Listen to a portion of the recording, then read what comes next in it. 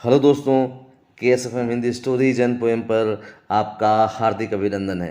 आज मैं आपके लिए एक कहानी लेकर आया हूँ। तो चलिए सुनते हैं आज की कहानी। धर्म दर्शन के क्षेत्र में शंकराचार्य की ख्याति दूर दूर तक थी। कहा जाता है कि उस वक्त ऐसा कोई ज्ञानी नहीं था जो शंकराचार्य से धर्म और दर्शन पर शास्त्रार्थ कर सके। शंकराचार्य देश भर के साधु संतों और विद्वानों से शास्त्रार्थ करते मंडन मिश्र के गांव तक पहुंचे थे। मंडन मिश्र गृहस्थ जीवन का पालन करने वाले मिथिला के प्रकांड विद्वान थे। ये कुमारी भट्ट के शिष्य थे।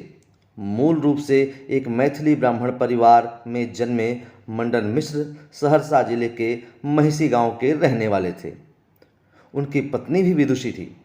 इस दंपति के घर पहुंचकर शंकराचार्य ने मंडन मिश्र से शास्त्रार्थ करने का प्रस्ताव रखा। उन्होंने शर्त रखी कि जो हारेगा वह जीतने वाले का शिष्य बन जाएगा।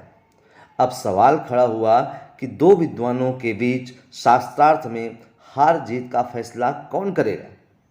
शंकराचार्य को पता था कि मंडन मिश्र की पत्नी भारती विद्वान है। उन्होंने उन्हें ही निर्णायक की भूमिका निभाने को कहा। शंकराचार्य और मंडन मिश्र के बीच 42 दिनों तक शास्त्रार्थ चला।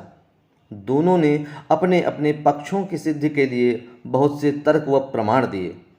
हार जीत के निर्णय से पहले भारती को किसी ज़रूरी काम से बाहर जाना पड़ा। जाने से पहले भारती ने दोनों विद्वानों के गले में एक एक फूल माला डालते हुए कहा, ये दोनों मालाएं मेरी गैर मौजूदगी में आपकी हार जीत का फैसला करेंगी। जब वे लौटीं तो उन्होंने माला देखकर शंकराचार्य को विजेता घोषित कर दिया। फैसले की वजह पूछे जाने पर उन्होंने कहा, जब भी कोई शास्त्रार्थ में हारने लगता है तो वह गुस्सा हो जाता है। इससे मेरे पति के गले की माला उनके क्रोध की तपन से सूख चुकी है, जबकि शंकराचार्य की माला पहले की तरह ही ताजी है।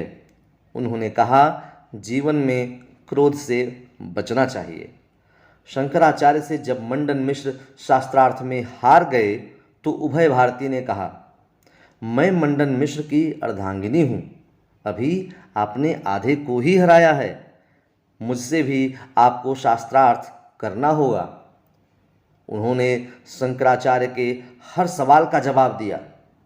हालांकि 21वें दिन भारती को यह लगने लगा कि अब वे शंकराचार्य से हार जाएंगी। तब उन्होंने शंकराचार्य से पूछा, काम क्या है, इसकी प्रक्रिया क्या है और इससे संतान कैसे पैदा होती है। शंकराचार्य सवाल की गहराई समझते हुए नतमस्तक हो गए। उन्होंने उस वक्त अपनी हार मान ली। शंकराचार्य ने देश के 4 कोनों में 4 मठों की स्थापना की, जो तीर्थ यात्राओं के लिए बेहद पवित्र और लोकप्रिय माने जाते हैं। ये मठ हैं उत्तर में ज्योतिषपीठ बद्रिकाश्रम, दक्षिण में श्रृंगेरी पीठ, पश्चिम में द्वारिका शारदा पीठ और पूर्व में जगन्नाथपुरी गोवर्धन पीठ।